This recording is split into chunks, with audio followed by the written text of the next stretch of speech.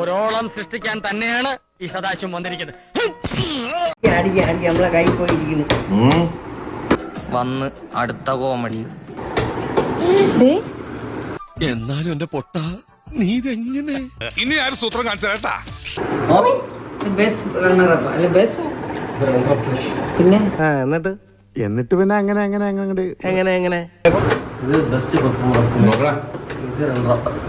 എടേ നിന്റെ ജീവിതത്തിൽ ഇതല്ല വേറൊന്നും നടക്കുന്നില്ലേ?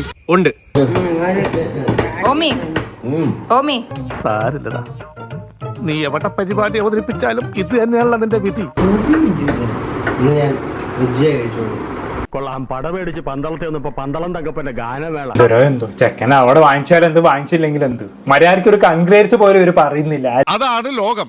നമ്മൾ മനസ്സിൽ പോലും കരുതാത്ത ചില ശവങ്ങളായിരിക്കും ചിലപ്പോ നമ്മുടെ ശത്രുക്കൾ, അല്ലേ സാറേ? അതെ അതെ. ഇവിടെ അശ്വിന് പകരം വല്ല ഹൻസികയോ അഹാനയോ ഇശാനയോ ഒറ്റ ആവണം അവാർഡുമായിട്ട് വന്നത്. അതും വെച്ച് 1 മണിക്കൂർ വ്ളോഗിങ്ങിന് സിന്ധുകൃഷ്ണ പാസ്സാക്കിയിട്ട്. അല്ല എന്തെങ്ങനെയൊക്കെ പറയണേ? പിന്നെ ഞാൻ എങ്ങനെയൊക്കെ പറയണം? തുറന്നു പറയുകയാണെങ്കിൽ നാട്ടുകാർക്കെല്ലാം നിങ്ങളെ പറ്റി വളരെ മോശം അഭിപ്രായമാണ്. പക്ഷെ അശ്വിന്റെ കേസിലേക്ക് വരുന്ന സമയത്ത് പലപ്പോഴും ഇവരുടെ വ്ളോഗ് കാണുമ്പോൾ തോന്നി പോവാറുണ്ട് അവൻ ആ ഫാമിലിയിൽ ഒരു വിലയും ഇല്ല എന്നുള്ളത്. അതൊക്കെ നാട്ടുകാർക്ക് അറിയാവുന്ന കാര്യമല്ല അല്ലേ? എന്റെ ജീവിതത്തിൽ ഞാൻ ഇങ്ങനെ ചമ്മിട്ടില്ല. എന്തോ അല്ല, എന്റെ അമ്മായി നമ്മുടെ മുമ്പിൽ ഒഴിച്ചു എന്നെ തൊഴിൽ പോയില്ലേ.